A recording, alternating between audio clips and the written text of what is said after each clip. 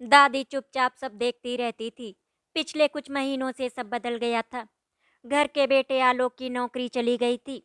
बहू दीप्ति की तबीयत खराब रहती थी। छोटी छोटी बातों पर घर में बहस हो जाती थी। और इस सब के बीच दादी दादी उम्र से कमजोर तो थी, लेकिन उनकी आंखों में हमेशा जीवन का अनुभव चमकता था। उस घर की 7 साल की छोटी सी लड़की कनिका अपनी दादी के सबसे करीब थी। एक दिन शाम को दादी चारपाई पर बैठी थी और कनिका उनके पैरों को दबा रही थी। तभी खिड़की के पास से फड़फड़ाहट की आवाज आई। कनिका चौंक कर खिड़की की तरफ भागी। दादी दादी देखो, एक कबूतर बैठा है। दादी मुस्कुराई। अच्छा, जरा मुझे भी दिखा तो। कनिका दादी को सहारा देकर खिड़की तक ले गई। कबूतर बिल्कुल शांत बैठा था, ना डरा हुआ ना ही बेचैन। दादी की अचानक आंखें भर आई, मानो उन्होंने उस कबूतर में अपना कोई अक्स देख लिया हो। कनिका ने हैरानी से पूछा, दादी आप रो क्यों रही हो? दादी ने कुछ बोलने के लिए होंठ खोले, लेकिन शब्द उनके गले में अटक गए।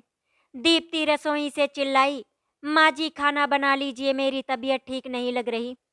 उसके स्वर में चिड़चिड़ापन था। आलोक कमरे से बाहर निकलकर बोला, हर रोज तुम बहाना करती हो दीप्ति, माँ की उम्र देखी है कभी? घर में फिर से तनाव की चिंगारी भड़क उठी। दादी ने चुपचाप खिड़की बंद कर दी। कबूतर उड़ गया था, पर जो दर्द उनका मन छू कर गया था वो वहीं ठहरा रहा। रात के खाने के बाद कनिका दादी के पास लेट गई। दादी कुछ सोच रही थी। उनके चेहरे पर ऐसा दर्द था जैसे कनिका ने पहले कभी नहीं देखा था।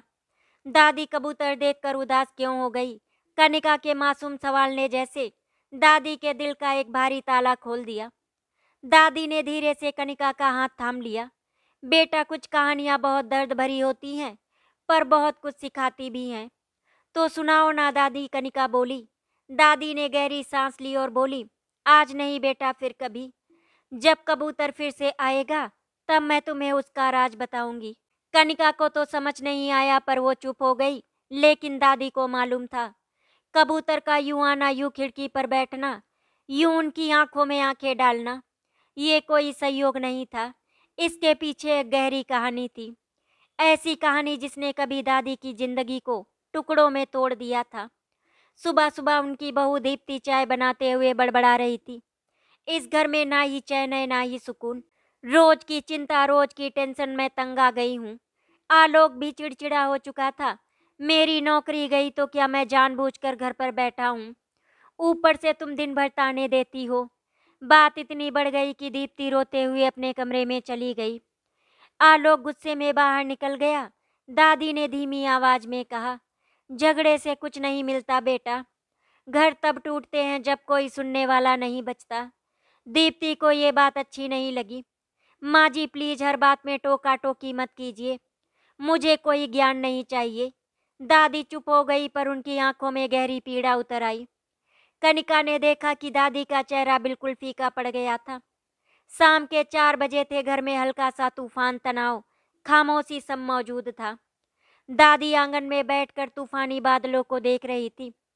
तभी अचानक फड़फड़, वही कबूतर फिर से दादी के पास आकर बैठ गया। इस बार वो और भी करीब था, इतना करीब कि उसकी काली आंखों में दादी अपना ही अतीत देख पा रही थी। कनिका खुशी से चिल्लाई, दादी आपका कबूतर वापस आ गया। दादी ने बिना बोले उसे देखा। उनकी आंखें भर आई और चेहरा कांपने लगा, मानो कबूतर उन्हें पुकार रहा हो या कह रहा हो, जो कहा था उसे अब पूरा कर दो। कनिका ने पूछा, दादी अब बताओ ना, कबूतर के आने का राज क्या है? दादी ने कांपते हाथों से कबूतर की तरफ इशारा किया और कहा, कनिका बेटा, ये कबूतर सिर्फ एक परिंदा नहीं है, ये हमारे बीते हुए कल का एक ऐसा हिस्सा है जिसे मैंने हमेशा सीने में दबा रखा और जिसने मुझे एक बहुत बड़ी सीख भी दी। दादी की आवाज टूटने लगी। कबूतर धीरे से उड़कर दादी के पैर के पास बैठ गया, जैसे उसे उनके दर्द का एहसास हो। कनिका ने दादी को कसकर पकड़ा, दादी आप रो मत, और अब कबूतर के आने का राज बताओ। दादी ने आसमान की तरफ देखा। आंखों में दुख और एक दबी हुई आग थी। फिर दादी ने अपने जीवन की सबसे दर्द भरी कहानी शुरू की। कबूतर दादी के पैरों के पास बैठा था, आंखें ठहरी हुई, शांत पर इतनी गहरी कि लगता था जैसे वो भी दादी के अतीत का बोझ जानता हो। दादी ने कांपते हुए हाथों से कनिका को अपने पास खींच लिया। कनिका बेटा, आज मैं तुम्हें वो राज बताऊंगी जो मैंने पूरे जीवन सीने में दबा कर रखा, जिसे सुनकर शायद तुम्हारी आंखें भी भीग जाएंगी। कनिका दादी की गोद में सिर रखकर बोली, दादी आप बताओ, मैं सुन रही हूँ। दादी ने आसमान की तरफ देखा। बादल काले थे, जैसे प्रकृति भी उस कहानी को सुनने के लिए ठहर गई हो। दादी ने कहानी शुरू की। बहुत साल पहले मैं भी तुम्हारी तरह छोटी सी थी। संघर्ष और गरीबी थी, पर प्यार बहुत था हमारे घर में। दादी की आवाज धीमी होने लगी। मेरे पिताजी किसान थे। माँ सुबह से शाम तक खेत में उनके साथ काम करती थी। हम 3 भाई बहन थे और उनमें से मैं सबसे बड़ी थी। पिताजी एक बात हमेशा कहते थे, घर तब घर होता है जब उसमें ईमानदारी और प्यार हो। दादी की आंख चमक गई, लेकिन अगले ही पल वो चमक बुझ गई। दादी का चेहरा जैसे पत्थर बन गया। मेरे पिताजी अचानक बीमार पड़ गए। डॉक्टर ने कहा, उन्हें शहर ले जाओ वरना बचना मुश्किल हो जाएगा। लेकिन हमारे पास पैसे नहीं थे, इतने भी नहीं कि हम शहर तक के लिए किराया जुटा पाते। ये बोलते हुए दादी का गला भर आया। कबूतर ने अपना सिर दादी के हाथ पर झुकाया, जैसे कह रहा हो, मैं यहाँ हूँ, बोलो। मेरी माँ ने गांव के एक अमीर आदमी से मदद मांगी। कृपया कुछ पैसे दे दो, मेरे पति की जान बच जाएगी। पर उसने कहा, मुझे क्या, तुम लोग तो गरीब हो। अगर मैंने पैसे दे दिए तो वापस कहाँ से करोगी? दादी आंसू रोकते हुए बोली, वो रात और पिताजी का दर्द मैं कभी नहीं भूल सकती। कुछ देर तक दादी बोली नहीं पाई। कनिका का दिल जोर से धड़क रहा था और फिर सुबह होने से पहले ही पिताजी ने दम तोड़ दिया। दादी की आवाज टूटी, माँ चिल्लाती रही और हम रोते रहे। पर पिताजी वापस कभी नहीं आए। कनिका की आंखें भर आई। उसने दादी का हाथ कसकर पकड़ लिया। दादी ने गहरी सांस ली। हमारी दुनिया बिखर गई थी और माँ अंदर से मर चुकी थी। दादी की कहानी आगे बढ़ रही थी। कनिका और कबूतर दोनों जैसे हर शब्द सुन रहे थे। पिताजी की मौत के 1 हफ्ते बाद एक दिन माँ पूजा करके बाहर बैठी थी कि एक सफेद कबूतर आया। माँ ने कहा, ये तेरे पिताजी की आखिरी याद है। कनिका ने हैरानी से पूछा, दादी क्या सच में? दादी मुस्कुराई। बेटा, कुछ चीजें सच होती हैं और कुछ दिल को मजबूत रखने के लिए होती हैं। पर उस कबूतर ने हमारी जिंदगी बदल दी थी। माँ रोज उस कबूतर को दाना डालती। हम उस कबूतर को शांति कहते थे, क्योंकि जब भी वो आता घर की कलह शांत हो जाती।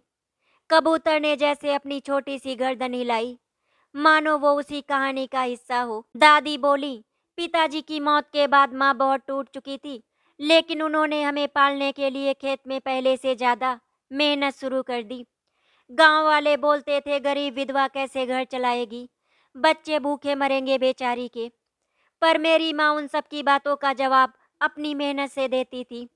दादी की आवाज फिर दर्द से भर गई।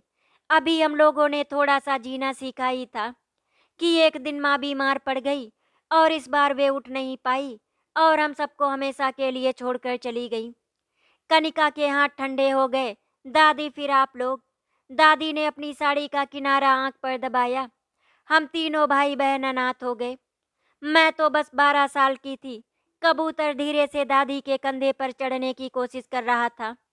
दादी ने उसे प्यार से सहलाया। फिर आगे दादी बोली, माँ के जाने के बाद वही कबूतर फिर आया, वही सफेद शांत। ठीक उसी समय जब हम सब टूट रहे थे, उस दिन मेरी नन्ही आंखों ने महसूस किया, जब सब हमारा साथ छोड़ देते हैं तो प्रकृति किसी न किसी रूप में हमारे साथ खड़ी होती है। उस दिन मैंने खुद से कहा, मैं नहीं टूटूंगी, मैं अपने भाई बहनों के लिए जीऊंगी। कनिका की आंखें दादी की आंखों में जमी थी। दादी का चेहरा अब दर्द, मजबूती और अनुभव का आईना बन चुका था। दादी ने कहा, मैं 12 साल की थी और मेरे भाई बहन 6 और 3 साल के। अब हमारे पास ना घर था और ना ही कोई कमाने वाला। गांव वालों में से कुछ ने मदद की, पर कुछ हमें बोझ समझते रहे। एक दिन पंचायत बैठी और फैसला लिया गया, बच्चों को अलग अलग परिवारों में बांट दिया जाए। दादी की आंखें लाल हो गई, आवाज कांप रही थी। कनिका बेटा सोच, जिन भाई बहन को मैंने माँ की तरह पाला, उन्हें मुझसे छीन लिया गया। कनिका रो पड़ी। दादी ये सब आपके साथ क्यों हुआ? दादी ने हल्की मुस्कान दी। कुछ सवालों का जवाब ऊपर वाला ही जानता है बेटा। उस रात कबूतर ने हमें एक सीख दी, जो खो गया वो लौट कर आता है। मुझे जबरदस्ती एक बूढ़ी चाची के घर भेज दिया गया। वो बच्चों को बिल्कुल पसंद नहीं करती थी। मुझसे दिन भर काम करवाती, डांटती, कई बार तो मार भी देती। मैं रात को छत पर जाकर रोती थी, जहाँ चंद्रमा ही मेरा साथी होता था। लेकिन हर रात वही सफेद कबूतर मेरे पास आकर बैठ जाता, जैसे वो कह रहा हो, डर मत, तेरा परिवार तुझसे दूर नहीं हुआ, जो खोया है वो लौट कर आएगा। दादी की आंखों से आंसू बहने लगे। कनिका उन्हें लपक कर चूमने लगी। दादी, अब वो कबूतर क्यों आया है? आपके पास फिर से क्यों बैठा है? दादी ने कबूतर को हाथ में उठा लिया। कबूतर ने उनकी झुर्रियों भरी उंगलियों को अपनी चोंच से छुआ, जैसे पुरानी दोस्ती को फिर तराजू पर रख रहा हो। दादी ने धीरे से कहा, क्योंकि कहानी अभी खत्म नहीं हुई कनिका। वो जो मेरे भाई बहन थे, उन्हें वापस पाने की कहानी सबसे दर्द भरी थी। शाम ढल चुकी थी, आंगन में हल्की ठंडी हवा बह रही थी। दादी की आंखों में अतीत की परछाइयां तैर रही थी, जिन्हें सुनकर कनिका के दिल की धड़कनें तेज हो चुकी थी। कबूतर अब दादी की गोद में बैठा था, बिल्कुल शांत, जैसे वो दादी का दर्द पी रहा हो। दादी ने गहरी सांस भरी। कनिका बेटा, अब जो मैं बताने जा रही हूँ, वो मेरी जिंदगी का सबसे कड़वा जख्म है। जिस दिन पंचायत ने इस फैसला किया कि हम तीनों को अलग अलग घरों में भेजा जाएगा, मैंने उस दिन से ही तय कर लिया, मैं अपने भाई बहनों को वापस ढूंढ कर रहूंगी। चाची के घर मुझसे सिर्फ काम करवाया जाता, पर मैं हर शाम गांव के नुक्कड़ तक जाकर देखती रहती, कहीं मेरा छोटा भाई सूरज या बहन रागिनी दिख जाए। कनिका ने धीरे से पूछा, कोई मिलता था दादी? दादी ने सिर हिलाया। नहीं बेटा, पर उम्मीद भी एक किस्म की रोशनी होती है, जो इंसान को जिंदा रखती है। दादी ने आगे कहा, मेरी चाची बड़ी सख्त थी, उन्हें बच्चों से नफरत थी। मुझे सुबह से रात तक घर के सारे काम करने पड़ते, बर्तन, झाड़ू, कपड़े, खाना, और गलती होने पर थप्पड़ मार देना तो जैसे उनका हक था। कनिका ने दादी का हाथ कसकर पकड़ा। दादी, किसी ने बचाया नहीं आपको? दादी के होंठ कांपे। गरीब अनाथ बच्ची को कौन बचाता है बेटा? सबको अपनी अपनी पड़ी होती है। कबूतर ने अपनी चोंच से दादी की उंगली टच की, जैसे कह रहा हो, मैं था ना। दादी ने हल्की मुस्कान दी। हाँ, ये परिंदा तब भी मेरे साथ था। एक रात मुझे चाची ने बहुत मारा था, क्योंकि मैं देर से घर लौटी थी। असल में मैं चुपके से उस घर के पास गई थी, जहाँ मेरी छोटी बहन रागिनी को रखा गया था, पर वे लोग उसे बाहर नहीं निकालते थे। उस दिन मैं छत पर जाकर चुपचाप रो रही थी। हमेशा की तरह वही सफेद कबूतर उड़ता हुआ आया और मेरे पास बैठ गया। मैंने उससे पूछा, क्या मैं कभी अपने भाई बहनों को ढूंढ पाऊंगी? वो कुछ नहीं बोला, पर उसकी आंखों में एक शांति थी, मानो कह रहा हो, हिम्मत मत हार, जो तेरा है वो तुझ तक आएगा। दादी ने अपनी उंगलियां साड़ी के किनारे इसमें फंसा ली। उन्हें बोलते हुए दर्द हो रहा था। एक सुबह गांव में खबर फैली कि छोटे बच्चों के लिए जो नदी किनारे मेला लगा था, वहां भगदड़ मच गई। मेले का नाम सुनते ही दादी का दिल धड़कने लगा, क्योंकि अब तो पहले ही उन्हें पता चला था कि उनका छोटा भाई सूरज उसी मेले में ले जाया गया था, उस परिवार के बच्चों के साथ जहां उसे रखा गया था। मैं भागी नंगे पांव, बिना रुके नदी के किनारे तक। दादी की आवाज रुक गई।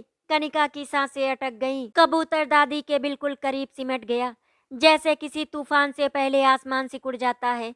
दादी ने कांपते हुए कहा, जब मैं वहां पहुंची, चारों तरफ चीखें थी और छोटे छोटे बच्चों का सामान बिखरा पड़ा था। मैं सूरज को ढूंढ रही थी, हर बच्चे के कपड़े के पास जाकर देखती, पर घायल को पलट कर देखती, और फिर एक कोने में मेरे सूरज का छोटा सा शरीर मिट्टी में पड़ा हुआ मिला। कनिका के होंठ कांपने लगे। दादी, दादी की आंखों से धीमे धीमे आंसू बह रहे थे। उसका हाथ मुझसे छूट गया था। कनिका, मैं उसे बचा नहीं पाई। उस रोज मेरी दुनिया दूसरी बार उजड़ गई थी। पहली बार पिता के जाने से, और दूसरी बार अपने छोटे भाई के खोने से। घर का माहौल इतना शांत हो गया था कि जैसे हर चीज दादी का दर्द सुन रही हो। कबूतर की अगली सीख, जिसे खो दो उसे याद रखना, लेकिन खुद को मत खोना। दादी ने कहा। जब सूरज की चिता जल रही थी, मैं नदी के किनारे अकेली बैठी रो रही थी और तभी वहीं सफेद कबूतर आया, मेरे बगल में बैठ गया, उसी तरह जैसे आज बैठा है। कबूतर ने दादी की उंगली पर फिर चोंच टच की, मानो कह रहा हो मैं तब भी वहीं था। उस दिन मैंने उससे कहा, मेरे भाई को तू वापस नहीं ला सकता है ना। वो उड़ नहीं रहा था, सिर्फ मुझे देख रहा था। और तभी मेरे अंदर से आवाज आई, जो खो गया है वो वापस नहीं आता, पर उसके जाने का कारण बनकर मत जियो। उस दिन मैंने पहली बार महसूस किया कि जिंदा रहने का मतलब सिर्फ सांस लेना नहीं होता। जिंदा रहने का मतलब है टूटकर भी खुद को जोड़ना। सूरज के जाने के बाद मेरी बहन रागिनी की तलाश मैं और तेजी से करने लगी, लेकिन उसे जहाँ रखा गया था वो परिवार बहुत कठोर था। मैं जब भी उसे देखती, वो लोग मुझे दरवाजे से भगा देते। एक दिन मैं चुपचाप आंगन में जाकर रागिनी को देखने की कोशिश कर रही थी कि उसी घर के आदमी ने उन्हें इतना मारा कि वो 2 दिनों तक बिस्तर से नहीं उठ पाई। कनिका बोल पड़ी, दादी किसी ने आपका साथ नहीं दिया। दादी ने धीमी मुस्कान दी, बस इस कबूतर ने और ऊपर वाले ने। दादी की आवाज भर्रा गई। एक सुबह पूरे गांव में खबर फैल गई कि रागिनी जिस घर में रहती थी वहां से गायब है। किसी को नहीं पता वो कहाँ गई और कैसे गई। मैं भागते हुए उस घर पहुंची। उन्होंने मुझसे कहा, हमने तो उसे बाहर खेलने भेजा था, वो खुद कहीं चली गई होगी। दादी ने सिर हिलाया, बेटा छोटे बच्चे खुद कहीं नहीं जाते, उन्हें ले जाया जाता है। मैंने कुछ दिनों तक उनकी तलाश की, नदी, जंगल, खेत, बस स्टैंड, हर जगह पर। मेरा छोटा सा परिवार मुझसे छिन चुका था। कनिका फूट फूट कर रो पड़ी, दादी आपको कितनी तकलीफें सहनी पड़ी। दादी ने उसके आंसू पोंछे। इसीलिए तो मैं तुम्हें ये कहानी सुना रही हूँ बेटा। कबूतर का अगला संदेश, जिसे दुनिया छीन ले उसे दुआओं में ढूंढना। उस रात मैं घर की टूटी छत पर बैठकर रो रही थी। आसमान में बादल थे और मेरी जिंदगी में अंधेरा। तभी कबूतर आया, मेरे सामने बैठ गया। उस दिन उसने कुछ अलग किया। वो मेरे कंधे पर चढ़ गया, जैसे कह रहा हो डर मत, मैं हूँ। और मेरे अंदर से आवाज आई, मिलेंगे एक दिन, जरूर मिलेंगे, दुआओं में ढूंढ, दुनिया में नहीं। दादी ने आगे कहा, कई साल बाद मेरी बहन मिली थी, लेकिन वो कहानी सबसे दर्द भरी है। रात गहरा चुकी थी, आंगन में सिर्फ दिए की हल्की लौ जल रही थी। दादी की आंखों में अतीत की राख अभी भी सुलग रही थी। कनिका दादी के बिल्कुल पास बैठी थी और कबूतर दादी के कंधे पर चुपचाप बैठा था, जैसे इस कहानी का साक्षी हो। दादी ने गहरी सांस ली। कनिका बेटा, अब कहानी वहां पहुंची है जहां दर्द भी बहुत है और सीख भी। सूरज के जाने और रागिनी के गुम हो जाने के बाद मेरा बचपन बचा ही कहाँ था। दादी की आवाज बूढ़ी नहीं, टूटी हुई लग रही थी। मैं बस 12-13 साल की थी, लेकिन मेरा दिल 100 साल का हो चुका था। चाची मुझे चाहती नहीं थी और लोग मुझे मनहूस कहकर बुलाने लगे थे। कनिका चौंक गई, मनहूस क्यों दादी? क्योंकि मेरे माँ पिता नहीं रहे, भाई भी चला गया और बहन भी गायब थी। और फिर गांव की दुनिया को दर्द का ठीकरा किसी न किसी पर फोड़ना होता है। कनिका के होंठ कांप उठे। दादी आपको कितना सहना पड़ा। दादी ने उसके सिर पर हाथ फेरा। इसीलिए मैं तुम्हें ये सब बता रही हूँ, ताकि तुम कभी किसी को उसके गम से मत आंकना। धीरे धीरे मैं बड़ी हुई, गांव की औरतों के कपड़े सिलकर थोड़ा पैसा कमाने लगी। चाची मुझे दिन में 10 बार डांटती थी, लेकिन मुझे अब किसी की डांट का असर नहीं होता था। मेरी एक ही जिद थी, रागिनी को ढूंढना। सालों तक मैं त्योहारों में, हाट बाजार में, मेले में हर छोटी लड़की को ध्यान से देखती कि कहीं मेरी बहन दिख जाए, लेकिन रागिनी कहीं नहीं मिली। कबूतर धीरे से दादी के सिर पर चोंच से हल्की टकटक करता, जैसे कह रहा हो सब्र। दादी मुस्कुराई। ये परिंदा तब भी ऐसे ही मुझे ढांढस देता था। दादी ने कहानी आगे बढ़ाई। मैं शायद 17-18 साल की रही होंगी। एक दिन एक आदमी मेरे पास आया और बोला, तुम तुम्हारी बहन रागिनी की तलाश में हो ना? मुझे कुछ पता है। कनिका की आंखें चौड़ी हो गई। दादी फिर क्या पता चला? दादी ने दर्द भरी सांस ली। उस आदमी ने बताया कि रागिनी को जिस घर ने गोद लिया था, वो रागिनी को लेकर शहर चले गए थे, पर रागिनी को उन्होंने अपने साथ नहीं रखा। उन्होंने मेरी बहन को एक अनजान शहर के अनाथालय में डाल दिया। कनिका हक्का बक्का रह गई। मतलब उन्होंने आपकी बहन को छोड़ दिया? दादी ने सिर हिलाया। हाँ बेटा, कुछ लोग बच्चियों को पालना बोझ समझते हैं।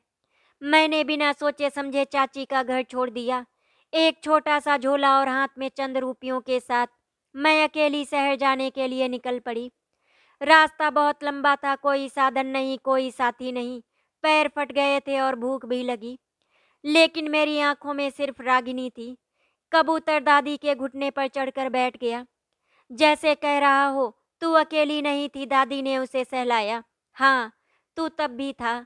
दादी ने गहरी सांस ली और बोली, जब मैं अनाथालय पहुंची वहां बच्चों की आवाजें थी, रोने और खेलने की।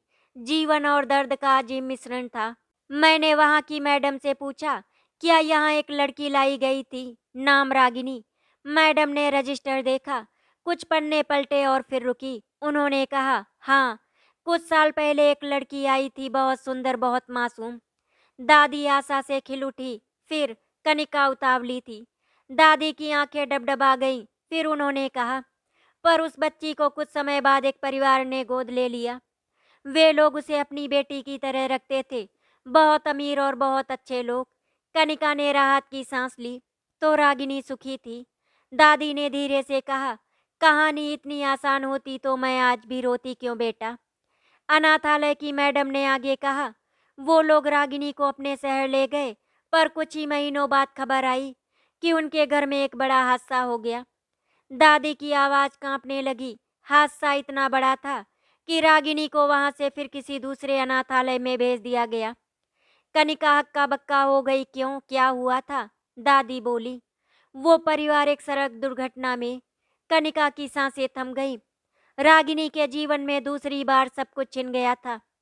मैं उस दूसरे अनाथालय भागती हुई गई। मैंने पूछा, रागिनी मेरी बहन कहाँ है? वहाँ की मैडम ने कहा, वो यहाँ कुछ हफ्ते रही थी, बहुत चुप चुप थी, किसी से बात नहीं करती थी। हर बड़ी लड़की को देखकर दीदी कहकर रो पड़ती। कनिका की आंखों से आंसू गिरने लगे। दादी आगे बोली, इस बार उसे किसी ने गोद नहीं लिया। एक दिन वो बीमार पड़ गई, बहुत तेज बुखार था और अस्पताल ले जाते समय दादी की आवाज रुक गई। इतनी भारी कि शब्द निकालना मुश्किल था। कनिका कांपते हुए बोली, दादी, रागिनी। दादी ने आंसू पोंछे। हाँ बेटा, रागिनी भी मुझे छोड़कर चली गई। कनिका जोर से दादी से चिपट गई। दादी, आपको कितना दर्द मिला, कितना अकेलापन। दादी ने उसके सिर पर हाथ फेरा। इसीलिए तो मैं तुम्हें ये कहानी सुना रही हूँ। रागिनी की खबर सुनकर मैं सड़क पर बैठकर रोने लगी। लोग गुजरते रहे, कोई रुककर पूछने वाला नहीं था। और तभी दादी आकाश की ओर देखने लगी। वही सफेद कबूतर उड़ता हुआ आया, सीधे मेरे सामने बैठा। उसकी आंखें भीगी थी, जैसे वो भी मेरी बहन के जाने का शोक मना रहा हो। दादी ने आगे कहा, उस दिन मुझे उसकी आंखों में अगला शब्द दिखाई दिया, जो खो गया है उसको मत ढूंढ, उसकी दुआएं ढूंढ। कनिका के रोंगटे खड़े हो गए। कबूतर ने मुझे बताया कि रागिनी और सूरज कहीं नहीं गए, वो मेरी दुआओं में जिंदा थे। उस रात मैंने अपने आंसू पोंछकर एक कसम खाई, अब मैं किसी बच्चे को दर्द नहीं सहने दूंगी। जिसे दुनिया छोड़ दे, मैं उसे अपना बनाऊंगी। मैंने सिलाई का काम बढ़ाया, गांव की गरीब लड़कियों को पढ़ाया, अनाथ बच्चों की मदद की, ताकि किसी और रागिनी को अकेले मरना ना पड़े। कबूतर ने पंख फैलाए, जैसे दादी के फैसले पर मुहर लगा रहा हो। दादी कुछ देर चुप रहीं। उनकी आंखों में थकान थी, सालों का दर्द, बिछड़न के जख्म और अनगिनत आंसू जो शायद अब भी बहने बाकी थे। कनिका ने उनका हाथ कसकर पकड़ लिया।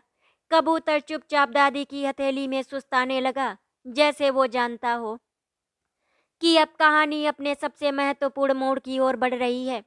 दादी ने हल्की मुस्कान के साथ कहा, कनिका बेटा, मेरी कहानी यहीं खत्म नहीं हुई थी। दर्द ने मुझे मजबूत बनाया और मजबूती ने मुझे उस रास्ते पर ला खड़ा किया जहां मेरी जिंदगी बदल गई। कई सालों तक मैंने अकेले ही जिंदगी काटी। मैंने जितना कमाया उसमें से थोड़ा बहुत अनाथ बच्चों में बांट दिया। कई लोग मुझे पागल कहते, पर मुझे फर्क नहीं पड़ता। एक दिन गांव की एक बूढ़ी औरत ने कहा, तू लड़की होकर अकेली कैसे जिएगी? किसी का तो सहारा ले, शादी कर ले। दादी ने झुककर कहा, मेरा मन शादी में था ही नहीं बेटा। मुझे डर लगता था कहीं फिर से मेरा कोई मोह छिन ना जाए। लेकिन इंसान दर्द से भागता है और किस्मत इंसान को वहीं खींच कर ले जाती है जहां उसे मजबूत बनना होता है। गांव के ही एक परिवार ने रिश्ता भेजा। तुम्हारे दादा सरल स्वभाव के थे, शांत और समझदार। उन्होंने मुझे देखा और बस इतना कहा, इसकी आंखों में बहुत दर्द है, मैं इसे हंसाना चाहता हूँ। दादी हल्के से मुस्कुराई। मैंने पहली बार महसूस किया कि दुनिया में हर कोई बुरा नहीं होता। हमारी शादी हुई। छोटा सा घर, छोटी सी जिंदगी पर बहुत बड़ा दिल। दादाजी रात को दादी से कहते, जिसे खोया है उसे दर्द मत समझना, उसे अपना भगवान समझ लेना।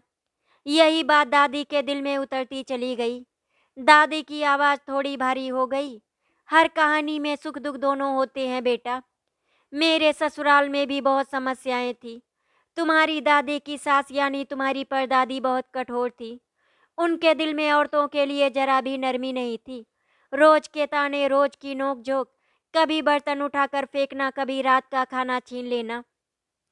कनिका बोली, बिल्कुल पापा और मम्मी की तरह, बाकी घरों की तरह। दादी ने धीरे से सिर हिलाया। हाँ बेटा, घर वही टूटते हैं जहाँ ताने शब्दों से भी ज्यादा गहरे चुभते हैं। मेरी शादी के कुछ महीनों बाद एक दिन मैं आंगन में कपड़े सुखा रही थी, तभी अचानक वही सफेद कबूतर आया, ठीक वैसे ही जैसे मेरे माँ बाप के बाद आया था और सूरज के जाने के बाद आया था। रागिनी की तलाश में आया था। दादी ने कबूतर की ओर देखा। वो आज भी उसी गंभीरता से उन्हें देख रहा था। वो मेरे कंधे पर आकर बैठा और उसी क्षण मुझे समझ आ गया, मैं फिर एक ऐसे समय से गुजरने वाली हूँ जहाँ मुझे हार नहीं माननी होगी। परदादी मुझे रोज ताने देती थी, अनाथ थी तो हमारे बेटे पर बोझ बन गई। पैसा नहीं, अपना खराब नसीब लाई है साथ में। इस घर में तेरे जैसे लोगों की जगह नहीं।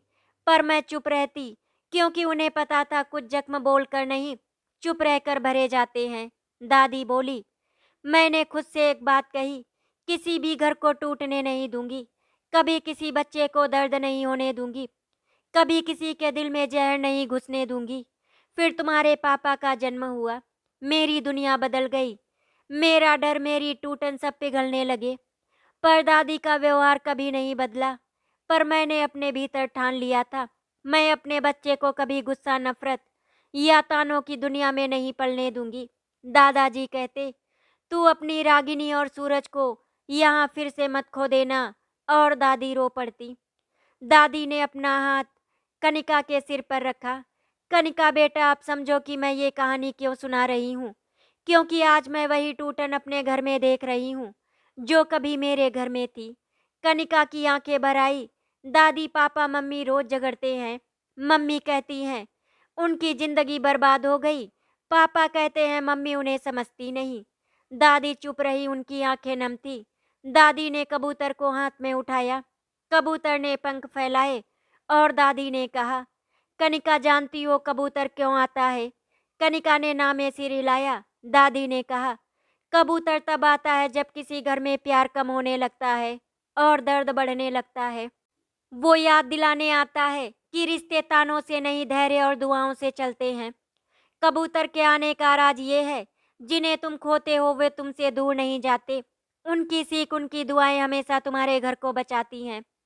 कनिका दादी के सीने से लग गई। दादी ने कहा, अब मेरा काम शुरू होता है बेटा, इस घर को टूटने से बचाना है।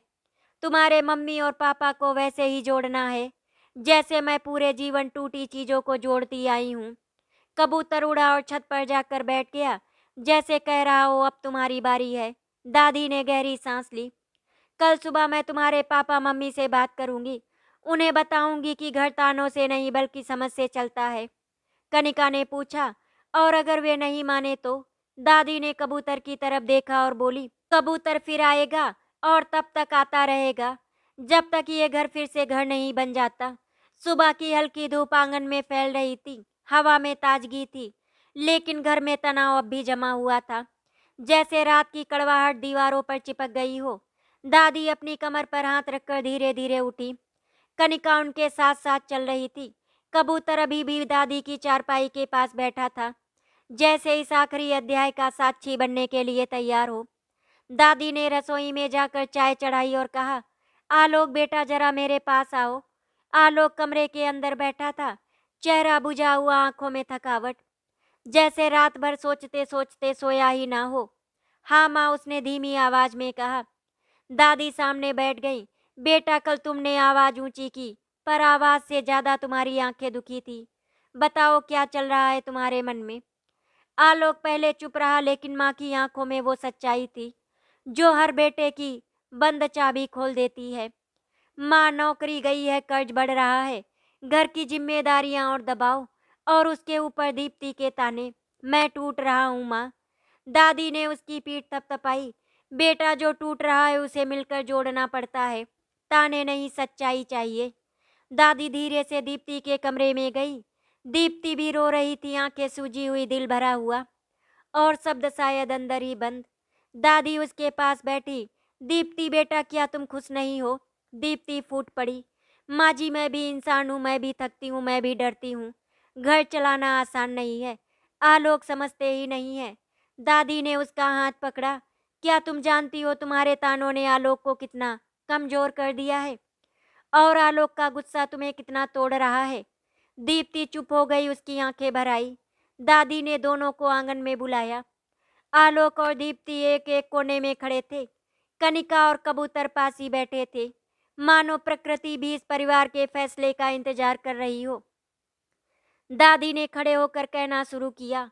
आलोक, दीप्ति, तुम दोनों की लड़ाइयाँ इस घर के बच्चों का बचपन खा रही हैं। तुम्हारी नाराजगी घर की दीवारों पर खरोच बन रही है। तुम्हारी चुप्पी रिश्तों में दूरी पैदा कर रही है। और सबसे बड़ी बात, तुम दोनों एक दूसरे का दर्द नहीं देख रहे, केवल अपना दर्द महसूस कर रहे हो। दोनों की गर्दनें झुक गई। दादी आगे बोली। बेटा, मैंने सूरज खोया, रागिनी खोई, माँ बाप खोए, पर मैंने अपने पति को, अपने बच्चों को, अपने घर को कभी टूटने नहीं दिया। जानते हो क्यों? आलोक और दीप्ति ने चुपचाप सिर हिलाया। क्योंकि मैंने जिंदगी से एक बात सीखी, रिश्ते आवाज से नहीं, नियत से चलते हैं, और जब भी प्यार कम होने लगता है, कबूतर आ जाता है। दीप्ति ने धीरे से पूछा। माँ जी, ये कबूतर हमेशा आपके पास क्यों आता है? दादी ने मुस्कुराते हुए कहा। जानते हो कबूतर क्या है? कबूतर दर्द की निशानी नहीं, दुआ की निशानी है। ये याद दिलाता है जो लोग चले गए वे हमें छोड़कर नहीं जाते। उनकी दुआएं, उनकी सीख, उनके आशीर्वाद कबूतर के रूप में लौटते हैं। आलोक और दीप्ति की आंखें भर आई। दादी ने आसमान की ओर देखा। जब भी मेरे घर में तिरस्कार बढ़ा, कड़वाहट बढ़ी, दर्द बढ़ा, कबूतर आया।